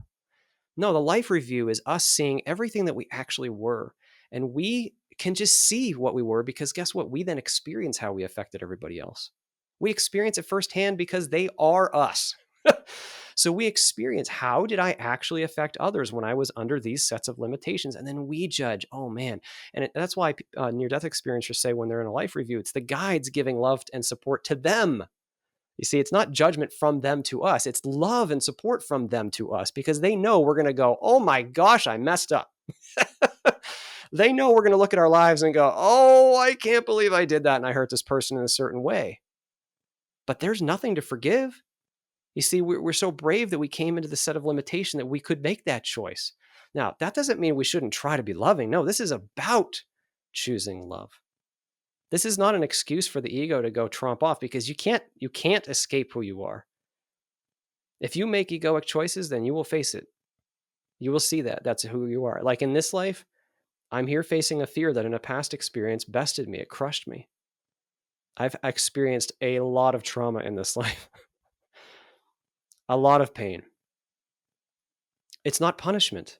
It's that I have needed to work through it. And it's almost like we don't understand it till we see it firsthand. And then we get to work through it. Yeah. That's an applauded process. It's not a judged process. And even the reciprocal for what it invites you into in terms of, oftentimes we harbor judgment against others and we're, seeking an exchange of forgiveness either way, one way or the other, but to like that transcendent sort of love to just, understand. So harboring a judgment for another is I'm sorry to interrupt. Harboring judgment for another is a very common ego action because we think we gain some power in judging that person. No. Like what I mean is judging them just makes you feel better for some reason. That's ego. That's not what I'm talking about. That's not true. That's not true justice. True justice is that all are loved and all are healed. 100% healed. Only ego would want less than that for someone else. Your dialogues on justice kind of blow my mind, to be honest. can you expand upon justice? Because yeah, I've never really. True justice is that love wins, and love is the truth. Amen. The end. And the reason I say it like that is because now, I'm not saying there aren't times when we may need a result from an action. Okay. So, like, if you walk up and punch someone in the face, they might punch you back in the face because that's their choice, and that's cause and effect. And then you learn because now you got some pain. So I'm not saying that we don't learn, that we shouldn't learn. No, we should learn. But what I'm saying is that the divine, source is extremely wise and intelligent. It's not stupid. It's got ridiculously huge amounts of wisdom, knowledge, love for universes and universes worth. So the laws that are set into place are super, super efficient. And so what I mean is, in the long run, because love is very patient, in the long run, we tend to get the experiences we need to grow past our own limitation and to grow back towards love. And the ultimate justice is that we do. We always return to love. We always return to wholeness and fullness. We are loved. That is the justice. We may temporarily take sojourns into limitations so that we can experience how insane love is, or fear is, so that we don't choose fear anymore. We might have to face it firsthand and suffer. But that's our own unevolvedness, you see. It's not a requirement or something. And it's definitely not a judgment. Christian, the relationship of the ego, the role of it, is just every spiritual path has its own way of navigating the ego. Some will reject it, some will learn to love it, some see it just to modulate reality as an experience. Your awareness of ego in its place amongst the whole thing. And so the way I use the term ego, I don't mean the personality portion of the self. Some people use that interchangeably.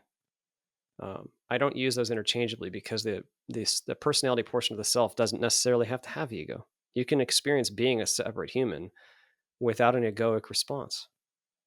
You can be love, you can be here, you can be peaceful, you can be free. You don't need, But ego is just what I describe as the quick part of us that responds in rejection and fear and rises up to grab onto something to make us feel better no matter what it is. It doesn't care. Ego does not care.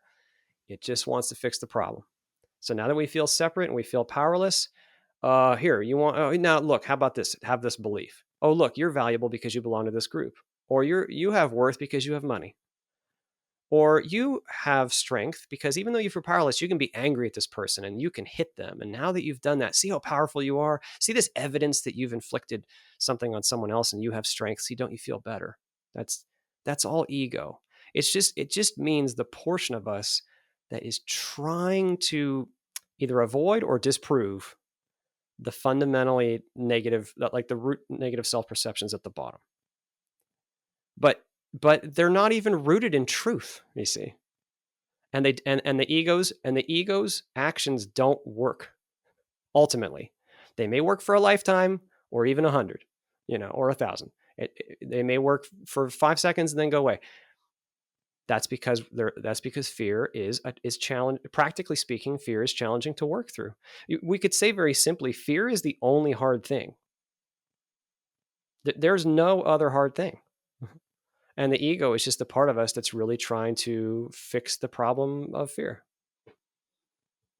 Until we really go in there and look at it and process it, and then the ego evaporates, we don't need that anymore. Like, for instance, if you know that you're a super powerful being and someone flicks you off on the road,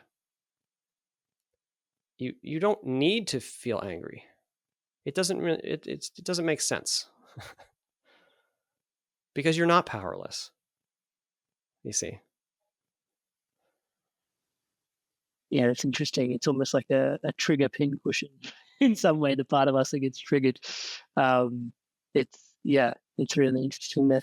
I had a question about senses. I'm not sure where it fit into today's dialogue, but I wanted to go ahead and ask it, which was because our 5 senses seem to be, and we've talked a lot about emotions and feelings and intention as well, which kind of lives like almost pre-senses, but yeah, we've got our 5 senses.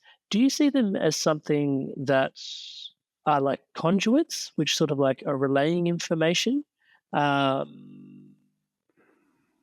No, through I see them from at, Maya, or are they like actually anchoring us to Maya? Yeah, like yeah, no, mm, well, they are anchoring us to Maya in the sense that we pay attention to them.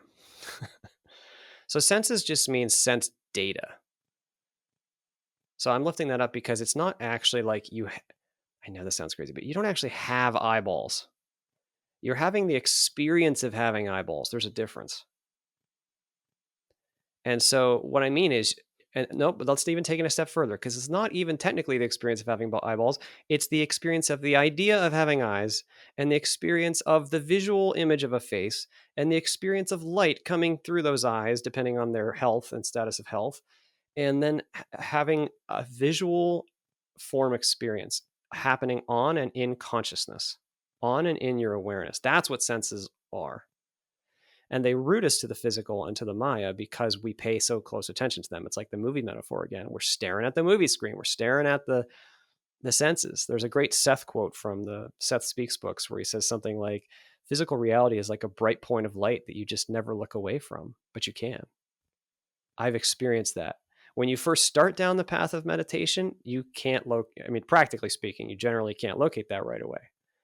But eventually, as you go down that path and really investigate your consciousness beneath thoughts and beneath sense data, there is a beautiful unfolding that can take place in which you realize, oh my gosh, I am not the sense data. I am the spacious awareness that the sense data is arising within. Christian, you wrote a book, Walking the Physical. How is it's you've actually made it available for people to just come check out. They don't have to pay for it either. Yeah. Can you tell us a little bit about the book and even just why like what prompted you to write it, how it felt writing it, and where people can access it? Sure. So the book is called A Walk in the Physical, and my website is awalkinthephysical.com. The book is available to be read online for free at the third link down on my book page. It's not about money. I just want to share the information. I want us to remind each other of who we really are so we can use this experience to its fullest. And really, the book arrived to me intuitively in chunks over 6 years. And it's a reality model, really. It really speaks to what is the human experience? What are we doing here? And why is love so important? And how can we know our true nature so that we can face fear and process it? That's really what the book is. It's nonlinear, kind of references itself throughout. But I felt called that was the way it needed to be presented. And it's been very well received. I mean, it's in print and Kindle and audiobook. And it's been very widely received. I'm really humbled by that. And I wanted to ask, so 30 years ago, when you were 30 years old, 30 years ago, I'm dating you pretty hard there. No problem. But when you were 30 years old, you were practicing meditation. We were just talking about meditation. You're talking about the exploration, the interiors, and what's possible there, and staring at that point of white light. But can you describe a little bit around, just your relationship, not just your relationship with meditation, but is there a specific technique that you feel feels really robust for you in terms of approaching meditation for those that are tuning in and interested in foraying inwards? Sure. Well, first of all, I very highly recommend meditation as a practice. It is extremely full of treasure, even if it does not immediately appear obvious. I very much recommend it. I do recommend an exercise in part 4 of my book that worked for me. The closest term, I think, to what it would be called would be transcendental meditation, but I'm not sensitive to the type or term because meditation is not really an action process. It starts as that. It's really a shift in intention. It's a shift in focus. And that may happen through form, through a mantra, through thoughts, through a process. And that's okay.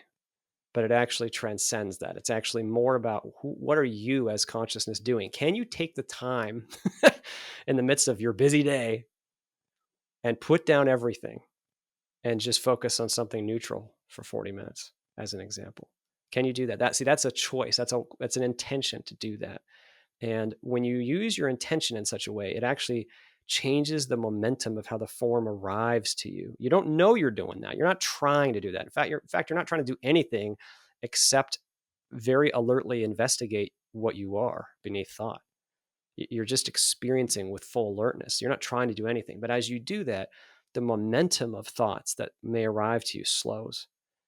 And clarity arises. It may even arise later after you're not meditating. All of a sudden you may just have this moment of like, wow, clarity, or peace may just rise up, and it's so beautiful. And it's the peace that you've always been seeking and you didn't even know why. And it's so tasty that the ego is immediately like, oh my gosh, I got to get that back. How do I grab that? Grab. What was the process? I got to do that again. That's what the ego does. It's because wow, it's what we're looking for, is that peace. But that peace is so valuable. And it empowers us to then go into our physical lives and make choices that are more from that place. We're more empowered, you see. We're not lost so much in the small stories anymore. We're much more our full selves, experiencing the stories, experiencing the body. And that's okay. That's good. That's very empowering. It's freeing. Yeah. Thank you for clarifying.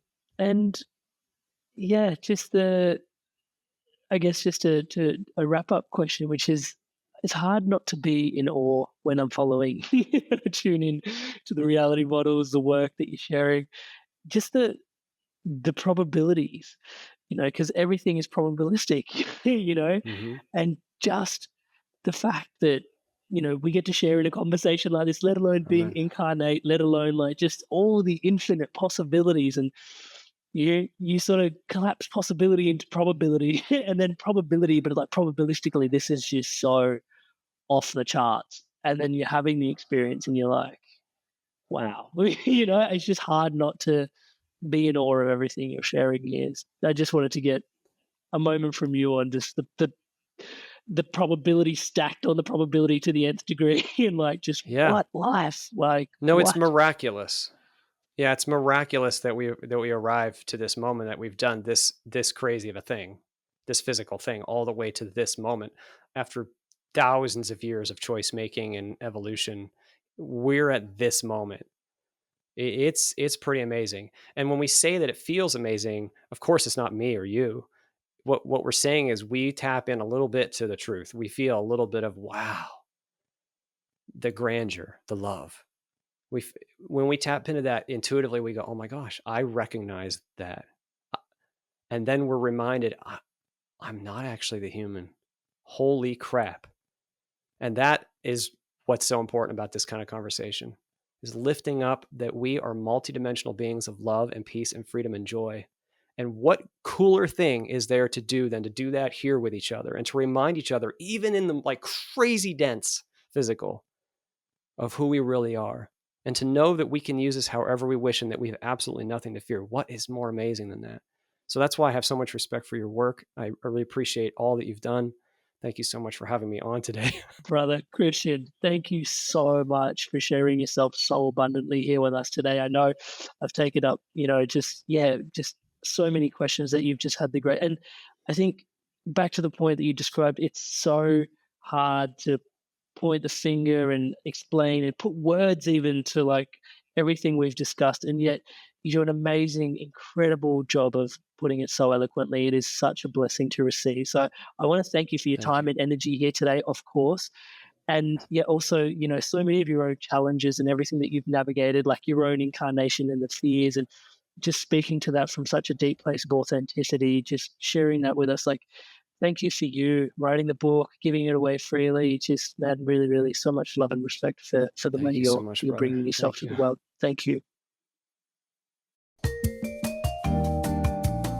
I've appreciated the energy of what you offer. Like I said, I mean that.